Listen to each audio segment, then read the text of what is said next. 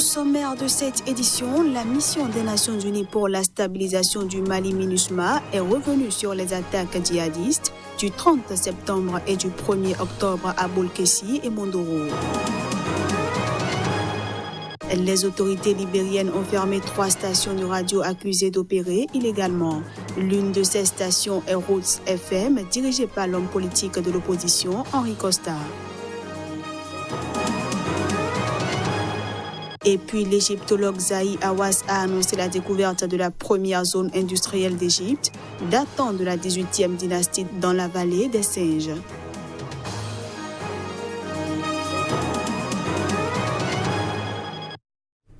Merci de toujours préférer Sika TV pour vous informer. À toutes et à tous, bienvenue. Libéré ce mercredi de prison à quelques jours du second tour de la présidentielle, le candidat Nabil Karoui a remercié ses partisans de leur soutien, ceci malgré la campagne de diffamation dont il se dit victime. Nabil Karoui, un homme d'affaires controversé poursuivi pour blanchiment et fraude fiscale, est sorti ce mercredi soir de la prison de la Mornagia, près de Tunis, où il était en détention depuis fin août. Libéré sur décision de la Cour de cassation, ce fondateur de la chaîne Nesma TV reste inculpé. Tout en remerciant ses partisans pour leur soutien, Nabil Karoui a assuré ce jeudi qu'il n'y a eu aucun arrangement préalable à sa libération. Avant d'aller en prison, ma famille politique comptait 1000 personnes. Maintenant, elle en compte un demi-million. On m'a mis en prison pour que mes opposants puissent gagner, pour qu'ils puissent avoir la première place aux élections législatives. Et ils croyaient que nous allions retirer ma candidature au deuxième tour de la présidentielle. Mais Dieu existe et le grand peuple tunisien existe aussi. Le peuple tunisien, malgré la campagne de diffamation, on m'a mis, vous savez déjà, où? En prison. Se sont quand même rassemblés et m'ont accordé leur confiance. Cette confiance m'a permis d'arriver en finale et de devenir la deuxième force au Parlement. Après des élections législatives coincées entre 2 tours de la présidentielle marquées par une victoire en demi-teinte du parti d'inspiration islamiste Ennahda, les 7 millions d'électeurs tunisiens retournent aux urnes dimanche prochain pour la 3e fois en un mois. Ils devront départager Nabil Karoui et Kaïs Saïed, les 2 finalistes de la présidentielle qui ont d'ailleurs repris ce jeudi leur campagne. La mission des Nations Unies pour la stabilisation du Mali MINUSMA est revenue sur les attaques djihadistes du 30 septembre et du 1er octobre à Bolkessi et Mondoro, près de la frontière du Burkina Faso, lesquelles attaques ont causé la mort de 40 militaires maliens. La mission multidimensionnelle intégrée des Nations Unies pour la stabilisation du Mali MINUSMA est consternée par le bilan des attaques terroristes simultanées contre un poste d'une unité malienne du G5 Sahel à Bolkessi et des forces armées maliennes, Fama à Mondoro. Elle condamne avec la dernière énergie ces attaques survenues quelques jours seulement après la 74e Assemblée générale des Nations Unies, où la sécurité au Mali et dans le Sahel a occupé une place importante dans l'agenda de plusieurs réunions de haut niveau qui ont enregistré la participation de chefs d'État de la sous-région ainsi que de nombreux partenaires. Nous avons immédiatement apporté notre aide pour les évacuations médicales, pour transporter les personnes blessées. Il y avait de nombreux blessés à l'hôpital de Sévaré. Il était possible d'éviter cette attaque qui a eu lieu. Je vous rappelle, dans un des camps les mieux équipés en termes de ressources humaines, mais aussi techniquement des forces de défense et de sécurité maliennes.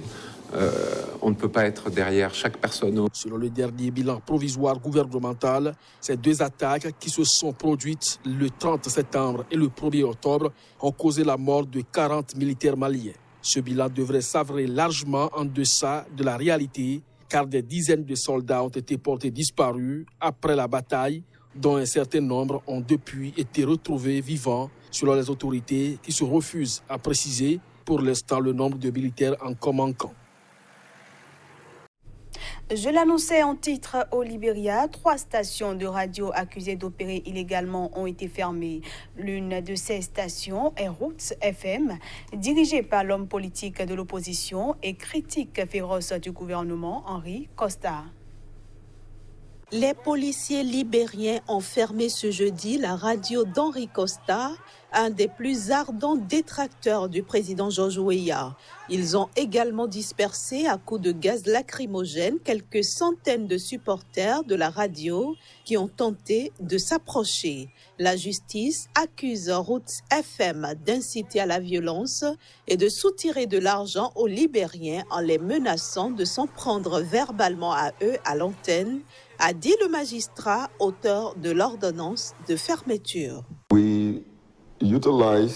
Nous avons utilisé la loi sur les télécommunications qui exige que chaque station de radio ou radiodiffuseur ait une licence avant de diffuser sur les ondes publiques et nous avons découvert que Roots FM n'en a pas. Ils n'ont pas de licence, donc le gouvernement a pris des mesures là-dessus.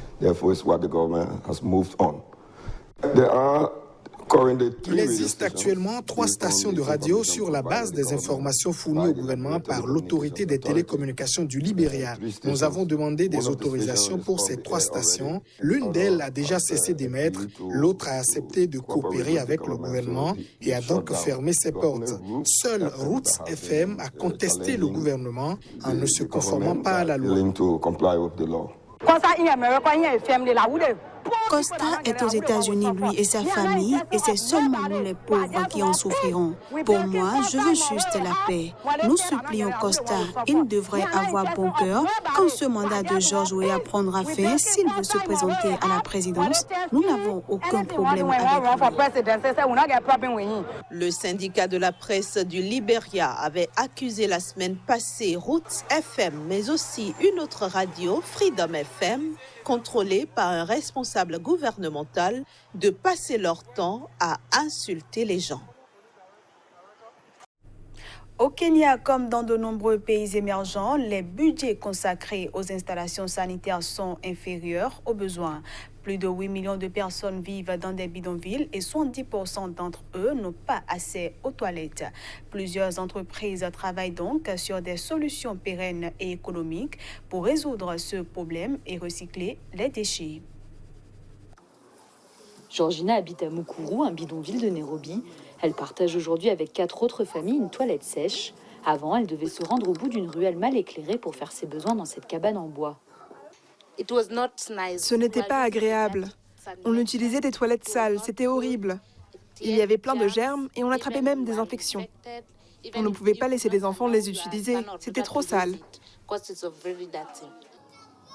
Des toilettes sources de maladies, c'est le quotidien d'1 milliard de personnes vivant dans des bidonvilles dans le monde. Un nombre qui devrait tripler d'ici 2050 selon l'ONU. Difficile d'imaginer équiper tout le monde avec des toilettes, des systèmes d'égout et de gestion des déchets modernes. En attendant, Georgina et ses voisins utilisent des toilettes propres et écologiques créées par une société basée au Kenya. Avec des toilettes sèches comme nos toilettes, pas besoin de construire d'égouts. Vous pouvez imaginer les efforts à déployer pour installer des égouts dans une zone aussi densément peuplée. C'est pratiquement impossible. Autre avantage de ces toilettes sèches, le recyclage des excréments dans un pays où peu de déchets sont retraités. Grâce à ces nouvelles installations sanitaires, les excréments sont recyclés en engrais bio vendus à des fermiers, avec la promesse de voir leur rendement augmenter de 30%. Cet engrais est moins cher que les autres et nourrit bien la terre. La plante grandit beaucoup plus vite et surtout donne beaucoup de fruits. Les attentes sont fortes, les promesses aussi. L'usine de recyclage se donne pour objectif de traiter 200 tonnes d'excréments par jour, soit 10% des excréments de la capitale kenyane, d'ici 1 an. L'égyptologue Zahi Hawass a annoncé la découverte de la première zone industrielle d'Égypte. Cette dernière date de la 18e dynastie dans la vallée des singes.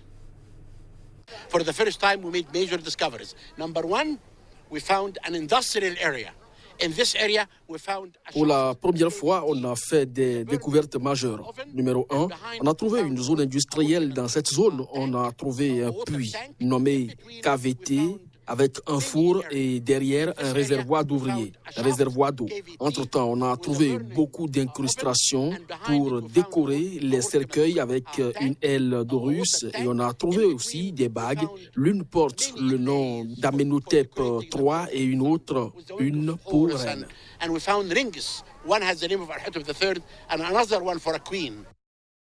On passe cette fois-ci à la revue de presse Afrique.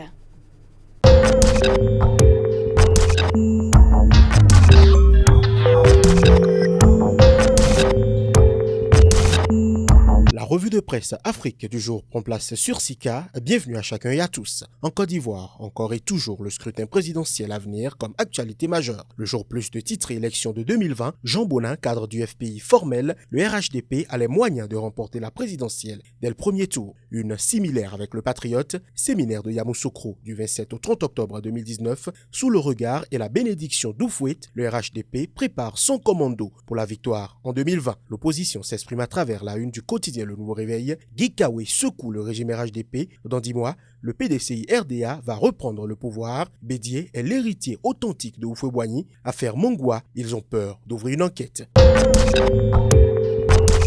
Au Burkina Faso, des échos de l'hémicycle avec l'Express du Faso. Assemblée nationale, la loi de finances rectificative adoptée à 85 pour et 35 abstentions. Un peu d'accalmie dans la fronde syndicale. Le quotidien renseigne à sa une grève des travailleurs de l'aéronautique des 11 et 12 octobre. Le collectif des syndicats suspend son mot d'ordre. Sit-in du 10 au 11 octobre au CHU Yalgado, exiger l'arrêt immédiat des menaces, intimidations, injures et répressions dont sont victimes les travailleurs en lutte. Au Togo, les municipalités ont des difficultés avant même de commencer le travail qui leur incombe. Liberté placarde à sa une, décentralisation, district autonome du Grand Lomé, le gouvernement détrousse les maires de l'opposition de leurs prérogatives. La gestion du grand marché arrachée à Jean-Pierre Fabre, le MMLK interpelle les partenaires du Togo. Même actualité avec Togo Matin, district autonome du Grand Lomé, la loi sur la décentralisation et les libertés locales tranche. Et puis transhumance frontalière apaisée, le ministre Bataka à Accra pour des solutions concertées. Au Cameroun, la visite du président en France est à retrouver en une du quotidien Mutation, tête à tête avec Macron, Lion d'or. Pour Biya, la joie du chef de l'État était perceptible hier après l'audience de 45 minutes, ce qu'ils se sont dit. Mais le messager relaie une actualité plutôt mouvementée, toujours autour du voyage du président camerounais, Lyon, affrontement entre Anti-Biya et la police française. Des activistes de la brigade anti-Sardinard ont pris d'assaut l'hôtel où séjourne le couple présidentiel en France. Au Sénégal, l'étau se resserre autour du député Sonko. L'AS affiche à sa une Mamour Diallo, Ousmane Sonko et les 94 milliards, les dernières pièces du puzzle. Sud Quotidien, audition de la commission d'enquête parlementaire sur le présumé scandale de 94 milliards. Ce vendredi, Sonko retient son souffle. Le Témoin, alors que s'ouvre aujourd'hui la plénière de l'Assemblée nationale sur le rapport de la commission d'enquête, Sonko défie ses adversaires. Et ce sera tout pour la revue de presse Afrique du jour. Merci de l'avoir suivi et à lundi.